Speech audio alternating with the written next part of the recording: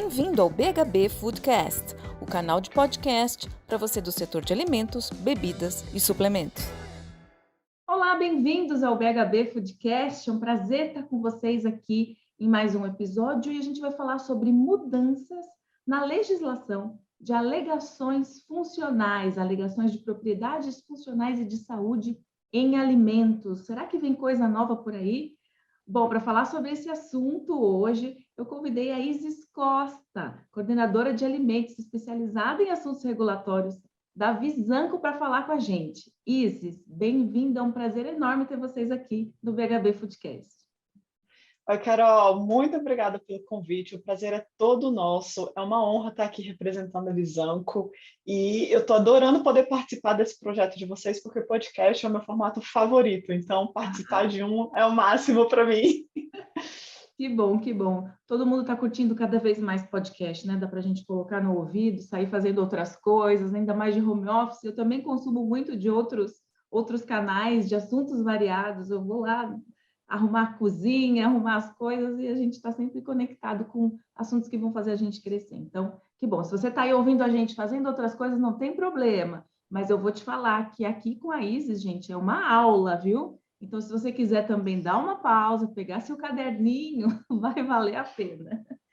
Isis, primeira pergunta para você. Quando a gente fala desse nome, alegações de propriedade funcional, um nome comprido, complexo, conta para a gente que o pessoal que trabalha com alimentos, mas não é especializado em assuntos regulatórios, se a gente está falando aqui de claims, é a mesma coisa, não é? Explica. Sim e não. Eu falo que a gente do regulatório, a gente sempre precisa ser muito preciso e utilizar os termos que estão lá na legislação. Então, claim é realmente um termo muito utilizado pela indústria, muito utilizado pelo marketing, e a gente aqui na Visanco vai usar esse termo com os nossos clientes estrangeiros, porque a nossa comunicação com eles é em inglês. Mas aqui no Brasil, a gente prefere sempre utilizar alegação. Por quê? Porque se eu abrir a legislação brasileira, eu não vou usar o termo, não vou encontrar o termo claim lá. O que eu vou encontrar é alegação. E aí, como você falou, são sempre nomes enormes, nomes compridos, às vezes nomes complicados. Por quê? Porque se eu abrir lá a legislação, atualmente eu já tenho 2 tipos de claims e vai entrar em vigor um terceiro tipo de claim. Então, trazendo para o português, já tenho 2 alegações, que foi o que você falou. Eu tenho alegações de propriedade funcional e eu tenho alegações de saúde. Com as novas normas de rotulagem, eu vou ter também as alegações nutricionais. Essas alegações nutricionais, elas já existem, só que hoje em dia são chamadas de informação nutricional complementar. Então, o que a gente gosta de estabelecer? Uma escala de complexidade entre esses 3 tipos de alegação. A alegação nutricional, que hoje em dia é a informação nutricional complementar, ela é a mais simples, porque ela vai dizer só sobre o conteúdo de energia e de nutrientes de um determinado alimento, de um determinado produto. Então, você vai lá no mercado e vai comprar um biscoito, e no biscoito vai estar escrito rico em fibras. Isso é uma alegação nutricional a partir de outubro, e hoje em dia é chamada de informação nutricional complementar. Então é bem simples. Você tem rico em fibra, você tem rico em ferro, você tem fonte de cálcio. Todos nós já vimos isso, né? Agora, a alegação de propriedade funcional, ela vai dizer para a gente o que aquele nutriente, ou então uma substância bioativa de um alimento, ou um probiótico, eles fazem no nosso organismo humano. E o que eles fazem no campo de alimentos, é muito importante a gente sempre diferenciar isso, é diferente do que eles fazem no campo de medicamentos. Então, em alimentos, eles vão auxiliar em funções normais do nosso organismo. Então, o nosso biscoito, que é rico em fibras, ele poderia vir com uma alegação um pouquinho mais complexa, que seria as fibras alimentares auxiliam no funcionamento do intestino. Então, para eu comprovar que isso acontece, eu já tenho um grau de complexidade maior, porque não é só eu fazer uma análise físico-química do meu biscoito e constatar a quantidade de fibras que tem ali. E aí, aumentando um pouquinho mais esse nível de complexidade, eu tenho a alegação de saúde, que aí vai fazer a relação entre o alimento e uma doença e uma condição relacionada à saúde. E isso pode trazer um pouquinho de confusão, porque a gente começou a falar de doença, qual é o limite entre a propriedade de saúde e a função de um medicamento, né? Então, é um estudo mais aprofundado ainda, e aí, por exemplo, a gente tem bem poucas alegações de saúde aprovadas, porque elas são bem complexas. Um exemplo que a gente tem é que se a gente pegar a norma de suplementos alimentares, que tem uma lista positiva de alegações, a gente tem lá uma alegação aprovada para probiótico, que é relacionada à redução de risco de dermatite atópica. Então, dá para ver como vai evoluindo, né, a complexidade dessas alegações. Uau! Obrigada pela explicação, ficou bem claro mesmo. A gente chama tudo de claim, coloca tudo dentro de um mesmo balaio, mas existem níveis, como você colocou, e eu acredito que essas mudanças que estão por vir estejam relacionadas um pouco a isso, Isis. Minha pergunta para você agora é: o que está acontecendo na agenda regulatória nesse momento em relação a esses temas? Quais são as movimentações que a Anvisa está fazendo?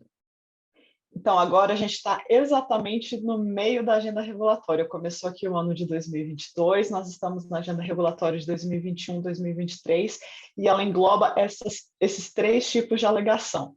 A alegação nutricional, ela já vinha sendo tratada na agenda regulatória anterior, em toda aquela discussão das novas normas de rotulagem, que a gente até teve aí o podcast com a Luísa Zanata, da NutriLíder, né?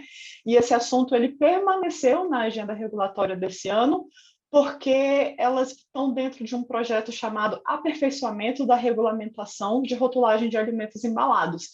Então, ainda tem coisa para acontecer nesse sentido aí. Só que eu sei que o nosso interesse aqui hoje, todo mundo está aqui para entender sobre a alegação de propriedade funcional e a alegação de propriedade de saúde.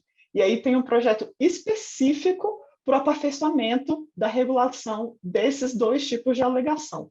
E aí a agenda regulatória, ela é constituída de projetos, e os projetos, eles são compostos de processos de regulação. Então, esse projeto das alegações de propriedade funcional e alegação de propriedade de saúde, ele é dividido em 2 processos. Um processo já está acontecendo esse ano de 2022, que é o processo de atualização de um guia de avaliação de alegação para substâncias bioativas em alimentos e em suplementos alimentares. E o outro processo vai ser a atualização da legislação que a gente tem, que embasa esses pedidos de alegação, a regulamentação dessas alegações aqui no Brasil. A gente tem um conjunto de 3 normas de 1999 que regem isso.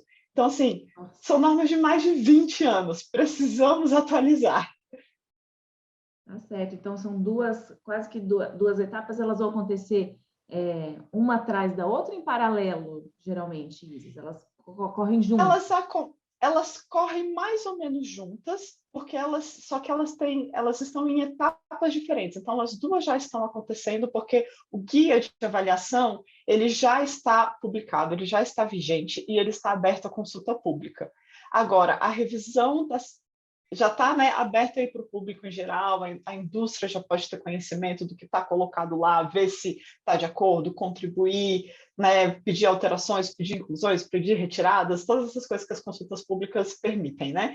Agora, essas 3 normas que eu falei, a revisão delas ainda está em análise de impacto regulatório dentro da Anvisa. Então, isso não chegou ainda para consulta externa, para a sociedade em geral. A previsão é de que isso aconteça em 2023, no ano que vem. E aí, depois que vem todo aquele processo de consulta pública, de consolidação, de publicação, de prazo para adequação, tudo aquilo que a gente já viu acontecer com várias normas aí. Não, bacana. Vamos fazer o seguinte, até deixar o link dessa consulta pública aqui dentro do nosso site, no podcast, abaixo do podcast a gente vai deixar bem direcionado para vocês também poderem entrar e dar uma olhada, poder participar, né? E por que, Isis, que essa revisão, todo esse trabalho tem sido feito pela Anvisa? É a pedido das indústrias? Por que isso foi elencado para a agenda regulatória desse ano, em detrimento talvez de outros assuntos, né? Porque são várias questões e eles escolheram colocar isso na agenda. Então, é a movimentação, é um lobby da indústria para fazer isso? Como funciona? Olha, nesse contexto de Covid que a gente está vivendo, a gente não tem como negar que está todo mundo querendo colocar alegação nos seus produtos, né? quer que auxilie na imunidade, quer que auxilie na saúde mental, porque está todo mundo sem convívio social, preso em casa, com a vida completamente mudada, né?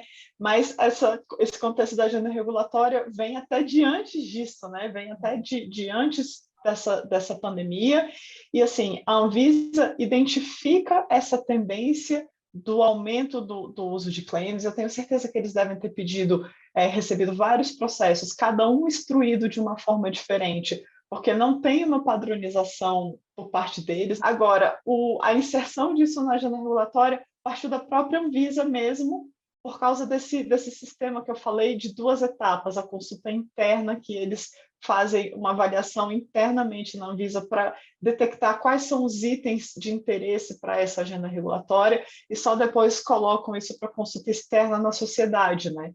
Então, a Anvisa deve ter percebido internamente, ela tem mecanismos também de coletar informações da sociedade, de o que essa sociedade está achando que está falho nas normas e tal. Tem um formulário lá no site da Anvisa para você se queixar das normas vigentes e falar, olha, não está legal, não está atendendo. A gente aqui da área regulatória, depois da publicação do Marco de Suplementos Alimentares, teve a criação de uma lista positiva de alegações autorizadas para suplementos alimentares. E como aquilo virou uma lista positiva, a gente viu o quê? Opa, a gente também pode pedir novas alegações. Só que a gente ficou perdido em como elaborar esses processos. Inicialmente, o que a gente fez? Bom, não tem uma orientação da Anvisa. A gente sabe que a Anvisa se inspira muito da Anvisa europeia, que é chamada EFSA, que é a autoridade dos alimentos da Europa, né? Então é a Anvisa dos alimentos para a Europa, e a gente se baseou nisso, mas mesmo com isso a gente estava recebendo muitas exigências. E os clientes, assim, a indústria ainda não está sabendo direito como que esse tipo de processo é feito, né? E a gente tem muito aquela cultura de um estudo. Opa, eu tenho esse um estudo que demonstra isso e eu quero embasar minha petição toda em cima disso. E hoje em dia isso já não está mais funcionando. Tá certo. Agora, Isis, todas essas mudanças impactam quais categorias, né? O pessoal que está ouvindo a gente fala assim, ah, não, mas isso daí talvez seja mais mesmo para a indústria de suplementos. Toda essa mudança também está da categoria de alimentos, está para alimentos para fins especiais. Aonde essa revisão toda vai impactar? A gente que é de regulatórios, uma coisa que eu falo para as pessoas e todo mundo fica sempre impressionado. A gente tem um sistema de categorização dos alimentos aqui no Brasil.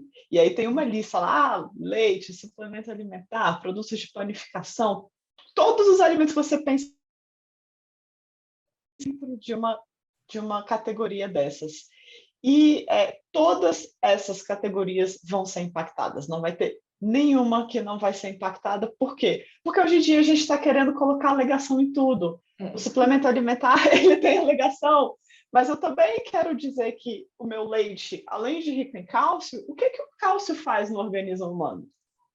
Né? Será que o cálcio também tem alguma propriedade de saúde que eu posso colocar no meu leite? Tem várias coisas que vão acontecendo assim, né? Então, vai impactar todo mundo, não é só a indústria de suplementos alimentares. A gente tem, por exemplo, fórmulas infantis que querem poder comunicar benefícios para a saúde infantil, por exemplo, que hoje em dia é uma categoria de alimentos chamada alimentos para... está dentro da categoria de alimentos para fins especiais, né? Então, assim, tem uma categoria atualmente chamada de alimentos com alegação de propriedades funcionais ou de saúde. Qualquer alimento que traga uma alegação na legislação atual, ele precisa ser registrado na Anvisa, que é um processo mais complexo, né?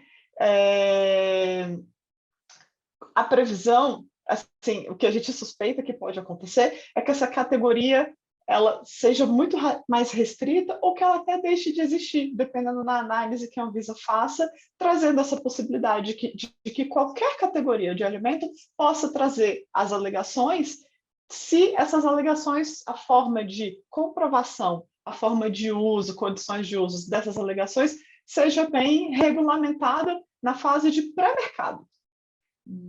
Isso tiraria, talvez, a exigência de ter uma parte de registro mesmo desse alimento na Anvisa? Talvez essa mudança aconteça e aí a alegação só se no Exatamente. momento de autuação ele vai precisar comprovar? É isso? Isso é algo assim. Porque o que acontece? A gente teve uma grande alteração que aconteceu na área de alimentos a partir da publicação do Marco Regulatório de Suplementos Alimentares em 2018, né? Mudou todas as regras do jogo e essas regras continuam evoluindo, continuam mudando. Então, o que aconteceu quando veio essa norma de suplementos alimentares?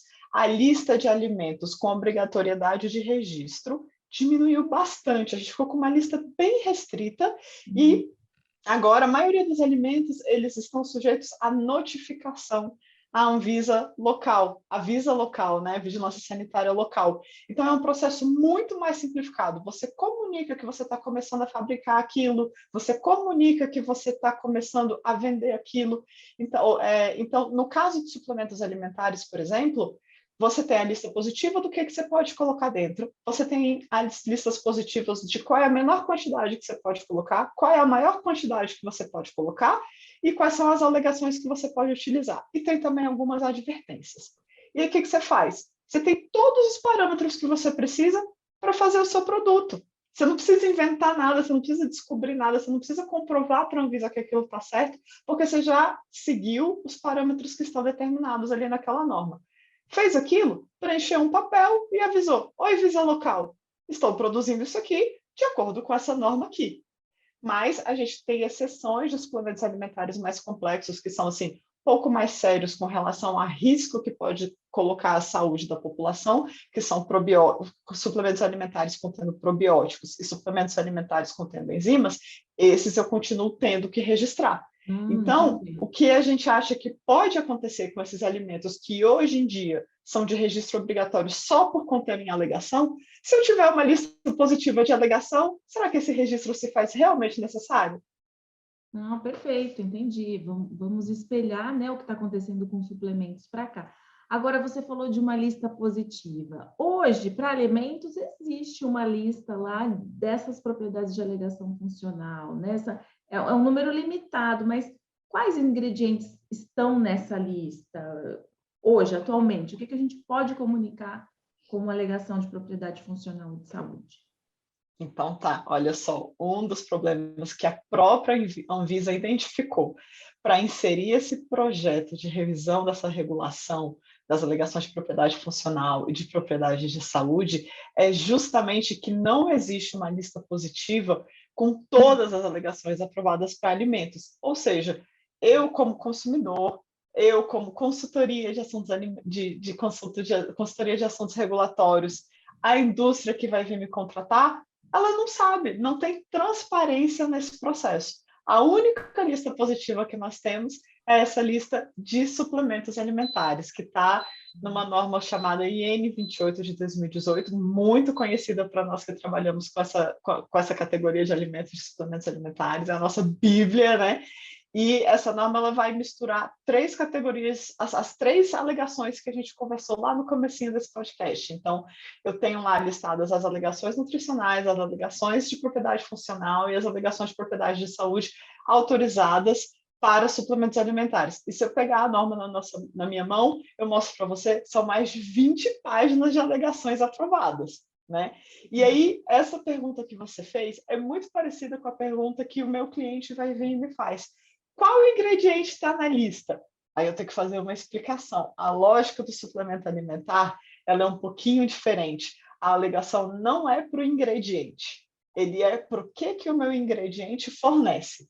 Então, eu tenho lá uma lista positiva de quais são os ingredientes que eu posso utilizar num suplemento alimentar fonte de carboidratos, por exemplo, tá? E aí, na hora que eu olho essa lista, eu tenho 17 fontes diferentes de carboidrato. Eu vou ter os amidos, eu vou ter maltodextrina, eu vou ter lactose. Aí, na hora que eu chego lá na minha lista positiva de alegações, eu não vou encontrar amido, eu não vou encontrar maltodextrina, eu não vou encontrar lactose. Eu vou encontrar carboidratos. E aí, por exemplo, eu tenho lá para carboidratos, que é o nutriente que todos esses ingredientes que eu falei fornecem, eu vou ter uma alegação, e aí vem de novo aquela coisa, né? Aqueles nomes bem compridos, bem difíceis e tal, mas que a gente, do regulatório, sempre tem que falar do jeitinho correto, porque ainda tem uma coisa. a Anvisa não permite variação textual das alegações. Então, sempre que tem um textinho de alegação, eu tenho que usar ele daquele jeitinho. Então, eu tenho lá aprovado que os carboidratos auxiliam na recuperação da função muscular normal após exercícios extenuantes. Aí, eu sou lá o fabricante de suplemento alimentar, faço um suplemento alimentar de maltodextrina e eu quero dizer que a minha maltodextrina auxilia nessa recuperação da função normal muscular após o exercício extenuante. Não posso, eu tenho que dizer que é o carboidrato que a minha maltodextrina tem.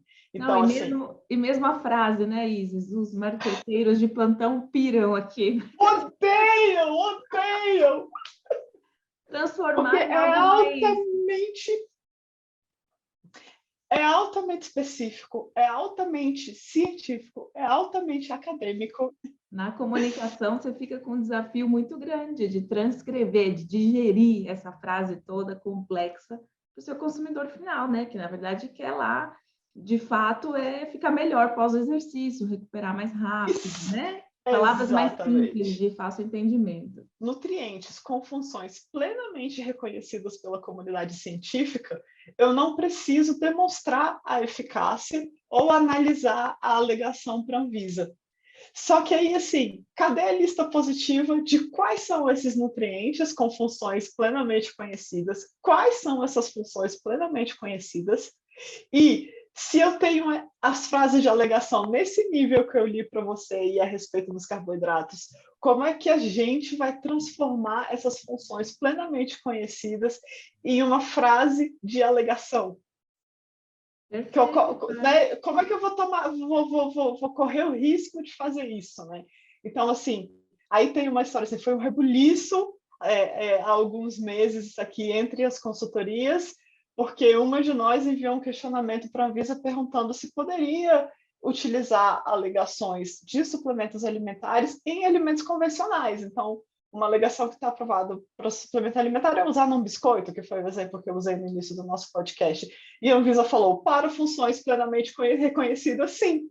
De novo, quais são essas funções plenamente reconhecidas? E até o critério para ser plenamente reconhecido, quantos artigos, o que é o plenamente reconhecido, né? Mas eu estou entendendo, Isis, então, que essa lista ela precisa existir, assim como existe em suplementos, né? Melhorada aqui para alimentos e tudo. Mas para conquistar esse critério, a gente está falando da complexidade como um todo. Você acha que é por isso que nenhuma empresa, nenhuma não digo, né? Tem algumas empresas que encaram, mas eu enxergo muitas, né? Dos nossos clientes também falando, não vou nem entrar nessa briga, não vou nem tentar conquistar um claim novo, uma alegação, né? Falar direitinho aqui. Uma alegação funcional nova com a Anvisa, porque eu não vou entrar nem nessa briga, demora muito, mais de 2 anos para aprovar. Essa complexidade toda, você acha que vai diminuir com essa revisão? O que fica para as indústrias, né? Nessa determinante da inovação? Porque aqui, o nosso fórum, né, o BHB, é sempre para fomentar a inovação. E a gente trouxe assuntos regulatórios para dentro dessa visão, muito também por conta do que a Elizabeth Vargas, falou para a gente no nosso último evento do BHB. Ela falou sobre a área de assuntos regulatórios como uma peça-chave na inovação, e não aquela área que fala não pode, que veta a inovação. Pelo contrário, se você está olhando para uma inovação a médio e longo prazo, a gente tem que trabalhar todo esse background, né? Que fazer com que isso chegue para a Anvisa, que as coisas aconteçam, que caminhe, para você poder fazer as suas inovações. Então, o que você acha que vai mudar nesse cenário para a indústria e se vale a pena hoje, ainda enquanto não existe essa alteração na legislação, entrar com um novo pedido, um novo processo para uma alegação funcional? Nossa, várias coisas para falar, Carolina. Então, assim, vou começar com a questão de que realmente são bem poucas empresas que ousam entrar com esse pedido e daquelas que ousam entrar, que conseguem ter a aprovação deles. Então, assim, depois da publicação do Marco de Suplementos Alimentares em 2018, a perspectiva era de que a IN 28 de 2018, que é a lista positiva dos constituintes e das alegações, fosse atualizada periodicamente. E aí, desde então, a gente teve duas atualizações dessa norma, e, no final das contas, a gente teve quase 90 novos constituintes inclusos. Isso quer dizer, lá, na minha fonte de carboidrato, que eu te falei, que eu tenho amido, que eu tenho lactose, alguma empresa conseguiu colocar uma nova fonte de carboidrato ali. Agora, das alegações, foram só 25 alegações. Então, a gente vê que são bem menos. E ainda tem uma especificidade, que é, para eu inserir um probiótico dentro dessa lista positiva, obrigatoriamente o probiótico tem que ter uma alegação, ele tem que ter uma função. Eu não vou tomar probiótico só porque sim. E aí, dessas 25 alegações, 19 foram para probióticos, que é, ou você pede alegação, ou você não pede para colocar o seu probiótico na norma. Então, você é obrigado. Sobraram o quê? 6 alegações para nutrientes e substâncias bioativas. E para substância bioativa especificamente, foram só 2. Então, assim, é muito pouco. Você tem 87 novos constituintes que foram inseridos e só 6 alegações para nutriente e para substância bioativa, e para substância bioativa só 2. Por quê? Porque realmente é difícil. Então, o que está acontecendo atualmente? Essa questão da inovação, do regulatório como parceiro do P&D, né, de olho no futuro. A gente tem clientes que falam assim, olha, eu estou querendo desenvolver um produto, mas eu não quero que isso demore 2 anos, né? Como você falou, para eu ter autorização para usar uma alegação. Então, me fala, o que eu posso utilizar nesse meu produto para utilizar as alegações que já são aprovadas? E aí, agora, há poucos meses, então, assim, em novembro de 2021, no final de novembro, foi lançado, então, esse guia que está em consulta pública de avaliação de alegação para substâncias bioativas em alimentos e em suplementos alimentares. Porque o que aconteceu? A gente continua fazendo os processos do nosso jeito e a Anvisa começou a emitir exigência. Olha, para esse seu nutriente, para essa sua substância bioativa, faça do jeito que está lá no guia de probiótico. E aí o meu cliente falava, mas o meu produto não é probiótico, por que a Anvisa está falando para você usar o guia de probióticos? Porque ela não tem um instrumento para esse produto. E aí esse é o que mais se aproxima. Então agora a gente tem um instrumento preciso. Esse instrumento é muito parecido com os probióticos. E aí, o que mudou para a indústria? Eu fabrico um determinado produto, eu pego esse produto, eu faço um estudo com ele, e esse estudo mostra que ele tem determinado efeito. Aí eu chego lá na consultoria e falo, olha, meu produto faz isso, tá aqui o estudo, faz o registro na Anvisa? Aí eu vou chegar e falar, oi, peraí, não é mais registro para suplementos alimentares. Eu já vou fazer uma avaliação de segurança e eficácia desse produto e dessa alegação que você está propondo. E aí eu pegava esse estudo e apresentava para a Anvisa, e a Anvisa, de repente, falava, beleza, ok.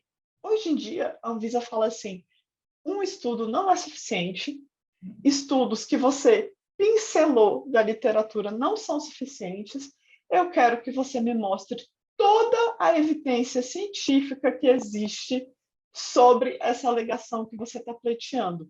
Eu quero que você faça uma pesquisa altamente acadêmica, nas bases de dados acadêmicas, com a sistemática de pesquisa acadêmica, com escolha de pesquisas de palavras-chave, de operadores booleanos, que essa pesquisa seja reproduzível, porque a mesma pesquisa que eu fiz aqui na minha consultoria, o técnico da Anvisa tem que repetir e achar o mesmo resultado, e aí eu vou recuperar toda a literatura científica a respeito daquilo, vou selecionar a literatura científica, e não pense você que eu vou apresentar só os resultados positivos. A Anvisa quer ver também os resultados que foram contra o que eu estou dizendo.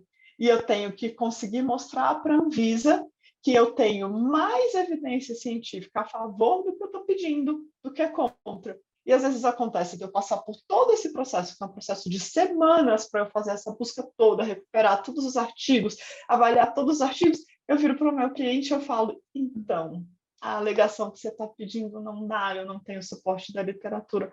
Aí Aí o cara fica furioso. Então, Quando assim, tem suporte, né? Eu fiz o estudo, funciona e tudo, e realmente é essa... E a chance disso também, depois que você... Vamos supor que você encontre os suportes, né? Que você acredita que vá conseguir pleitear. A chance disso vir como uma aprovação, estatisticamente, deve ser baixa também, né? De não voltar com outras exigências.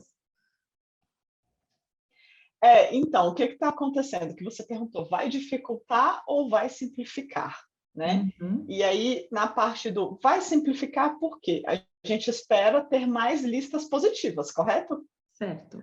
Mas vai complicar, por quê? Porque o nível de exigência para eu pedir novas alegações a serem inseridas nessas listas positivas está ficando cada vez mais A complexo. régua mais alta. Então, exatamente. Então, não só essa questão de apresentar todos os estudos da literatura, mas também uma questão de que a Anvisa agora está publicando instrumentos de avaliação da qualidade dos estudos. E aí, infelizmente, muitas vezes, na maioria das vezes, o meu cliente encomendou um estudo e ele não tem pessoal mesmo dentro da empresa dele que avalie a qualidade daquele estudo. Então, às vezes, os estudos chegam em resultados milagrosos por uma metodologia falha, que o meu cliente, claramente, pela área de atuação dele, ele não sabe avaliar, ele acredita na conclusão que ele está lendo do estudo, entendeu?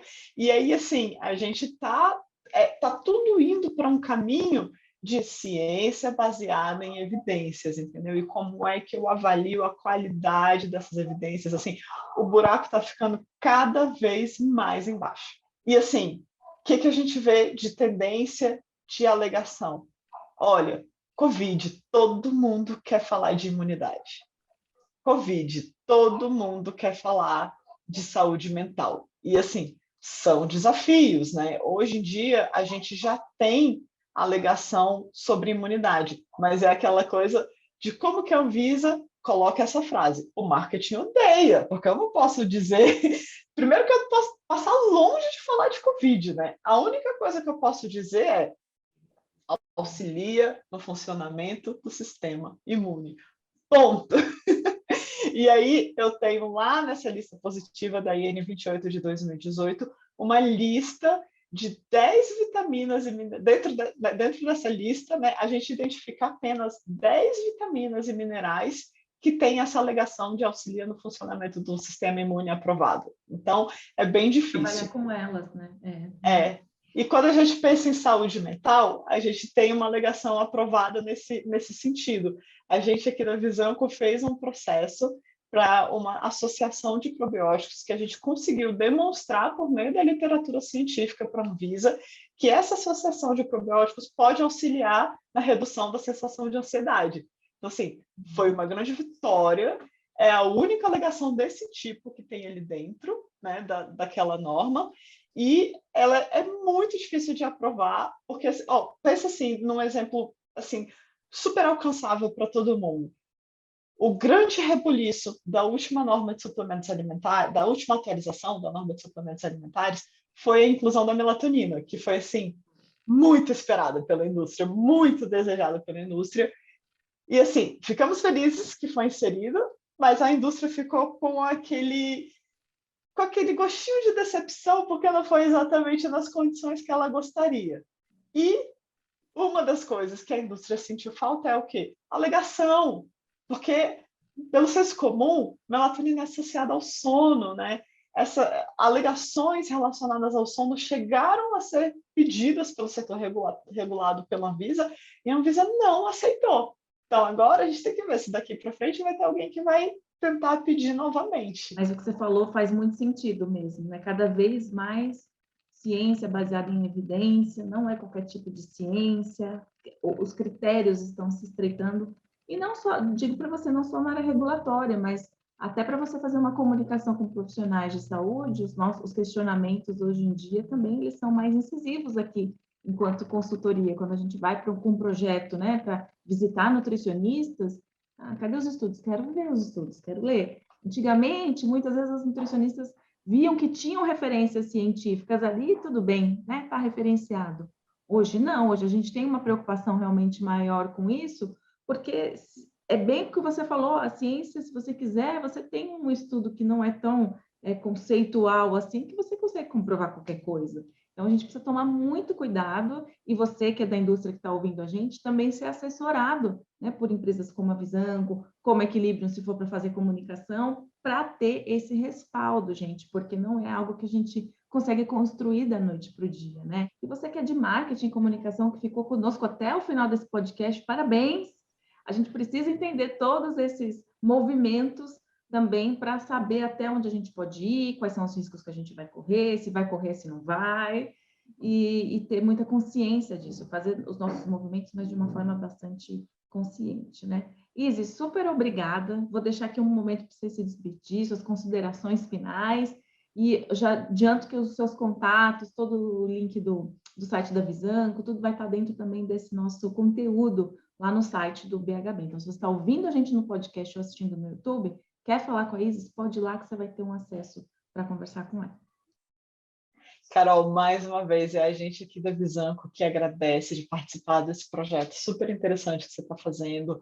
A agenda regulatória é um assunto super importante que a indústria precisa entender, que impacta muito o nosso trabalho, e o que a gente está vendo é uma reestruturação da área de alimentos da Anvisa, e eu estou muito feliz com isso, eu estou assim, ansiosíssima para saber onde a gente vai chegar com isso, porque o regulatório precisa sim ser dinâmico para acompanhar o avanço tecnológico, acompanhar o avanço científico, para a gente poder permitir a inovação dentro do nosso mercado brasileiro, né? Senão a gente fica em 2022 trabalhando com normas de 1999 e dificulta bastante a nossa vida, né? Então, assim, eu venho também de um perfil mais acadêmico, então para mim é um prazer enorme ver o conhecimento científico sendo cada vez mais levado em consideração pela Anvisa, esse ser cada vez mais um conhecimento que o profissional de regulatório precisa ter, né?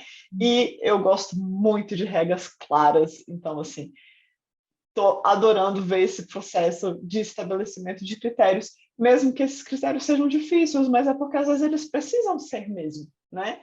Então, é bem bacana, obrigada. E, claro, vou puxar sardinha para o meu lado, puxar sardinha para o Visanco. Se você aí da indústria tem algum projeto relacionado a alegações, entre em contato com a gente da Visanco. A gente está com bastante experiência nessa área, está com uma equipe capacitadíssima. Contem com as nossas doutoras, que eu estou assim, apaixonada por elas, apaixonada pelos trabalhos que elas estão entregando. Então, assim, contem com a gente está bem por dentro desse assunto. A joia, combinadíssimo, Isis. Um beijo, até a próxima, pessoal. Espero que vocês tenham curtido. Envie esse podcast para alguém da sua equipe, da sua rede de contatos que precisa entender mais sobre esse assunto também. Um beijo, até mais. Tchau, tchau, pessoal. Obrigada.